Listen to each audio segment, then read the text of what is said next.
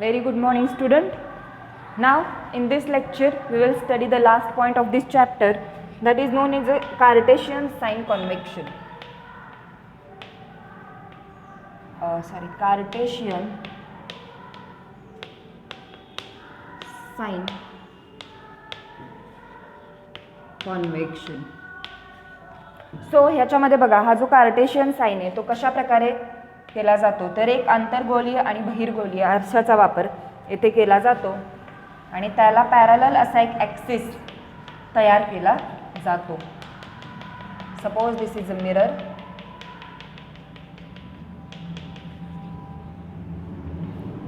According to the Cartesian sign convection, the pole of the mirror is taken as the origin. आणि त्याचा जो pole असतो तो आपल्याला ओरिजिन पासून घ्यावा लागतो.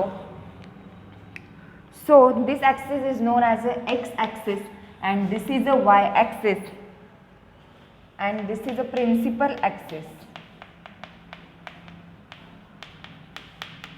Principal axis. Now, the principal axis is taken as the x-axis of the frame of the reference. हा जो प्रिन्सिपल ॲक्सिस आहे त्यालाच आपण एक्स ॲक्सिस असं सुद्धा म्हटलेलं आहे. So the sign convention are as follows. The object is always kept on the left side of the mirrors. म्हणजे कोणताही जर ऑब्जेक्ट किंवा कोणतीही वस्तू जर आपल्याला ठेवायची असेल तर ती आपण आरशाच्या डाव्या बाजूला नेहमी ठेवत असतो. म्हणजे या बाजूला आपल्याला ती वस्तू ठेवावी लागते. So all the distance parallel to the principal axis are measured from the pole of the mirror. आणि यातून निघणारा जो इन्सिडेंट रे आहे त्याचा डिस्टन्स किंवा तो ॲक्सिसला पॅरलल आहे की नाही हे त्याचा डिस्टन्स मोजून आपण बघू शकतो. So direction of incident rays, त्याचं डायरेक्शन या बाजूला झालेलं आपल्याला दिसून येतं. So all distance measured towards the right of the pole and are taken to be positive while those measure towards the left are taken to the negative. आणि मग या ऑब्जेक्टपासून निघणारा जो इन्सिडेंट रे आहे तो एक प्रिन्सिपल ॲक्सिसला पॅरलल आहे की नाही त्याच्यासाठी आपण त्याचा पोलपासून डिस्टन्स मोजू शकतो. आणि जो डिस्टन्स आपण उजव्या बाजूला मोजत आहे तो डिस्टन्स आपण पॉझिटिव्ह म्हणून लिहू शकतो आणि जो डिस्टन्स आपण डाव्या बाजूला मोजणार आहोत तो आपण निगेटिव्ह म्हणून लिहू शकतो. So distance on the left side is negative and distance on the right side is a positive.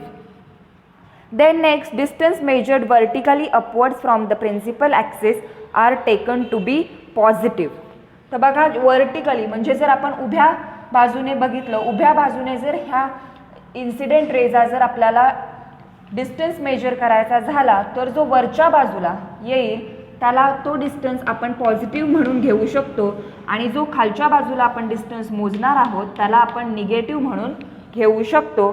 So distance measure vertically upward from the principal axis are taken to be positive and distance measured vertically downwards from the principal axis are taken to be negative. So the focal length of a concave mirror is negative while that of a convex mirror is positive.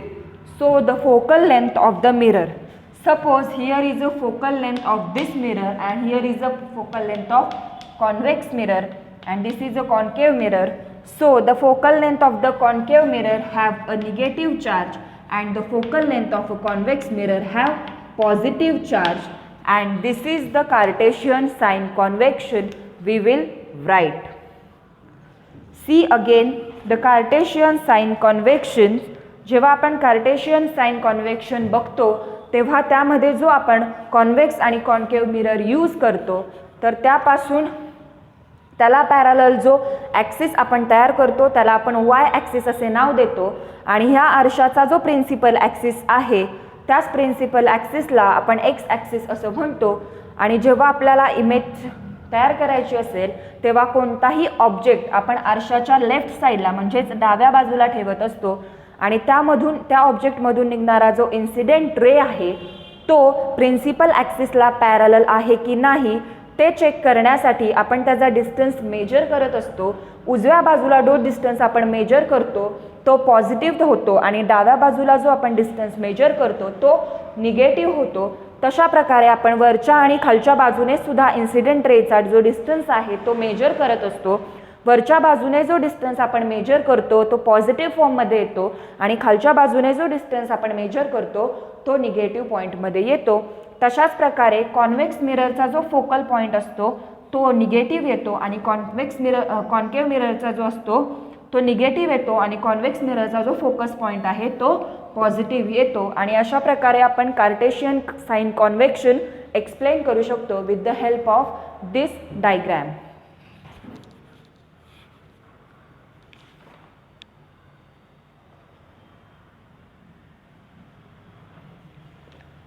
Now next point is a mirror formula. So एखाद्या convex किंवा concave मिररमधील जर distance major करायचा असेल तर आपण त्याच्यासाठी mirror formula use करतो. And this is a last point of this the chapter, reflection of light.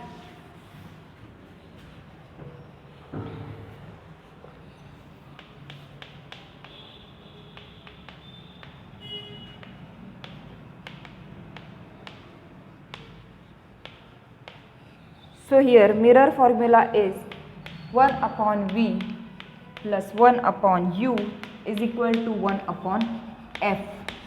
This is known as a mirror formula. V means image distance. Write down V is the image distance. U is the object distance.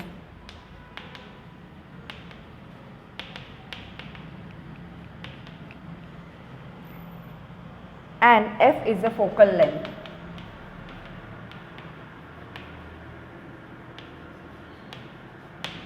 So we get the correct values of distances by using the Cartesian sign conventions.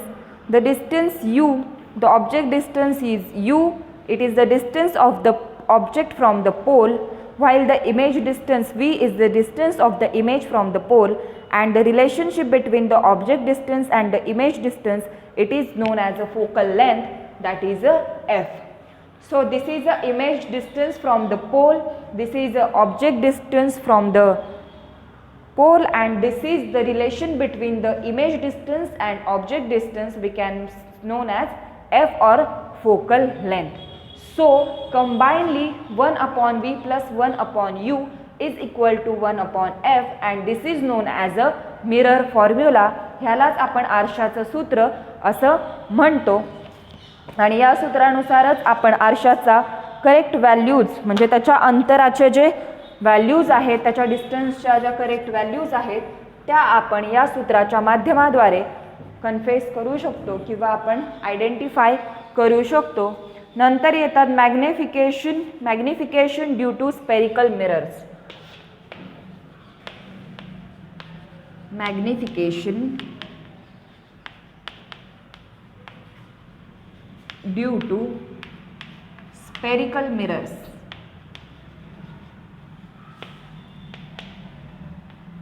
And it is denoted by capital M. याची जी value आहे ती आपण capital M न लिहू शकतो. आणि याचा formula कसा आहे बघा, height of the image M is equal to height of image, it's divided by height of object,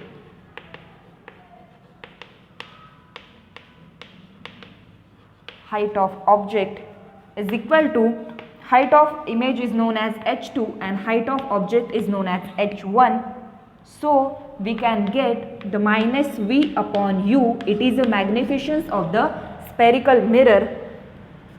As the object is always kept above the principal axis, its height is always taken to be positive, and for virtual image the height is positive while for the real image height is negative. So as the object is kept on the left mirror, its distance will always be negative. बघा, जर एखादा object हा principal ॲक्सिसच्या जवळ असेल तर त्याची जी height असते ती नेहमी पॉझिटिव्हमध्ये असते. परंतु जर व्हर्च्युअल म्हणजे जी वास्तव आभासी प्रतिमा आहे तिची हाईट नेहमी पॉझिटिव्ह असते. परंतु जी रिअल प्रतिमा किंवा वास्तव प्रतिमा आहे तिची हाईट नेहमी आपण निगेटिव्हमध्ये लिहितो. आणि जेव्हा एखादा ऑब्जेक्ट हा आरशाच्या डाव्या बाजूला असेल तर त्याच्यापासून निघणारे जे अंतर आहे ते नेहमीच निगेटिव्ह फॉर्ममध्ये आपल्याला मिळतं. त्याच्यासाठी आपण एक एक्झाम्पल सॉल्व करूया. हे दोन फॉर्म्युले यूज करून आपण एक एक्झाम्पल सॉल्व करणार आहोत. ते तुमच्या बुकमध्ये पण आहे, तुम्ही रीड करू शकता. First, Rajashree wants to get an inverted image at height 5 cm of an object kept at a distance of 30 cm from a concave mirror. The focal length of the mirror is 10 cm. At what distance from the mirror should she place the screen? What will be the type of the image and what is the height of the object? म्हणजे बघा, राजश्रीनं काय केलं आहे, तिला एक inverted mirror पाहिजे, image हवी आहे 5 सेंटीमीटरची. त्यासाठी तिनं ऑब्जेक्टचा जो डिस्टन्स ठेवला आहे तो अंतर्गोल आरशापासून 30 सेंटीमीटर लांबीचा आहे आणि त्याची फोकल लेंथ जी आहे ती आरशापासून 10 सेंटीमीटर लांबीची आहे. सो तिने नक्की कोणत्या डिस्टन्सला मिरर प्लेस केलेला आहे आणि त्या आरशाचा प्रकार कोणता आहे, तसेच त्यापासून जे ऑब्जेक्टची उंची आहे ती किती असेल हे आपल्याला शोधायचं आहे. तर पहिल्यांदा आपण इथे फॉर्म्युलाज लिहूया. 1/v + 1/u = 1/f हा आपला फर्स्ट फॉर्म्युला आहे. आणि जो सेकंड फॉर्म्युला आपण यूज करणार आहे तो आहे m = -v/u हा. मग त्यासाठी आता बघा, ह्या एक्झाम्पलमध्ये आपल्याला गिवन काय दिलेलं आहे, म्हणजे कोणकोणते डिटेल्स दिलेले आहेत ते पहिल्यांदा आपण लिहून घेणार आहोत. तर याच्यामध्ये गिवन आपल्याला दिलेलं आहे f means focal length, it is a 10 centimetre from the distance. Then u means object distance, that is a -30 centimetre. Because concave आरशापासून निघणारे जे डिस्टन्स असतात ते नेहमी निगेटिव्हमध्ये असतात, म्हणून आपण इथे निगेटिव्ह साईन यूज केलेलं आहे. Then height of the image h2 = -5 centimetre. So आपल्याला फाइंड आउट करायचं आहे image distance, that is a v. We have to find out the image distance and we have to find out the height of a object, that is a h1. So first upon we are using this formula according to the mirror formula.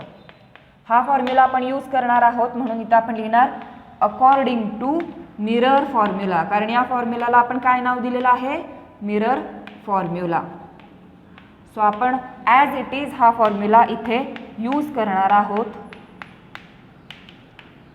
1/f. Now put the values of this sign. 1/v = 1/f - 1/u. कारण आपल्याला v ची value find out करायची आहे. आपल्याकडे already f ची value आहे, u ची value आहे, बट आपल्याला v ची व्हॅल्यू फाइंड आउट करायची आहे. म्हणून आपण काय केलं, 1/v ॲज इट इज इथे लिहिलं आणि हा जो 1/u आहे आपण दुसऱ्या बाजूला उजव्या बाजूला प्लेस केला आणि इथे त्याला प्लस साईन आहे, परंतु जो त्याची जागा जेव्हा त्यांनी सोडली, त्यांनी साईड चेंज केली, तेव्हा त्याचं हे जे प्लस साईन आहे ते मायनस साईनमध्ये कन्वर्ट झाल्याचं आपल्याला दिसून येतं. Now we will put the values. 1/v = 1/-10 -1/. h2 ची व्हॅल्यू काय आहे, सॉरी u ची value is -30. So the calculation is, कसं येणार कॅल्क्युलेशन बघा, there is a cross calculation होणार, क्रॉस मल्टिप्लिकेशन होणार. 1 × -30 = काय येणार बघा, -3 + -1 आणि खाली येणार आपल्याला -30चा आपल्या इथं +30 होणार, मायनस मायनस प्लस होणार इथे. त्यानंतर नेक्स्ट येणार इथे बघा 1/v = -2/30. -2 कसं आलं, -3 + 1 म्हणजे 3 - 1 = plus minus minus, so 3 minus 1 is equal to 2, so here is a minus 2 because 3 have a minus sign. So इथं धन ऋण काय झालं, धन ऋण ऋण 3 मधून 1 गेला, राहिले 2 आणि 3 हा आकाराने मोठा असल्यामुळे 3चं जे साइन आहे ते आपण इथं 2 ला वापरणार. सो इथं आपल्याला मिळालं -2/30. So we will get the answer is 1/(-1/-15). So v is equal to 1/-15 centimetre. आपल्याला v ची व्हॅल्यू मिळाली. त्यानंतर आपण काय करणार आहोत, मॅग्निफिकेशनचा फॉर्म्युला यूज करणार आहोत. बिकॉज आपण फक्त एकच पॉईंट शोधला, कुठला, आपल्याला v 1/v मिळाला. 1/v काय आहे, द इमेज डिस्टन्स, म्हणजे आरशाचं ऑब्जेक्टपासून जो डिस्टन्स आहे तो किती आहे, -15 सेंटीमीटर. पण आपल्याला अजून एक पॉईंट शोधायचा आहे, that is a height of the object. So हाईटसाठी आपण मॅग्निफिशन्स यूज करणार आहोत. So m is equal to -v/u, त्यालाच आपण h2/h1 सुद्धा म्हणूयात. सो h1 आपल्याला फाइंड आउट करायचं आहे, म्हणून आपण h1 इकडे घेतला आणि UH2 ह्याचं क्रॉस कॅल्क्युलेशन केल्यावर UH2/v आपल्याला भेटलं, मायनस आपण ह्याच्या फ्रंटला दिलं असं. त्यानंतर आपण त्याच्या व्हॅल्यूज पुट केल्यानंतर बघा, यूची व्हॅल्यूज आहे -30, H2ची व्हॅल्यूज आहे -4 आणि Vची व्हॅल्यू आपल्याला मिळाली आहे -15. सो H1 बघा, minus minus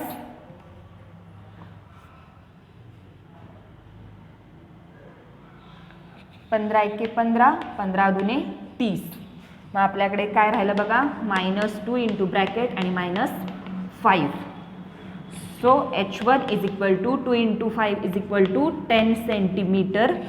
so height of the object is a 10 centimetre. अशा प्रकारे तुमच्या बुक्समध्ये भरपूर एक्झाम्पल्स दिली आहेत. So you have to solve all this example in your homework also. So here our chapter is over now. Thank you. Keep studying.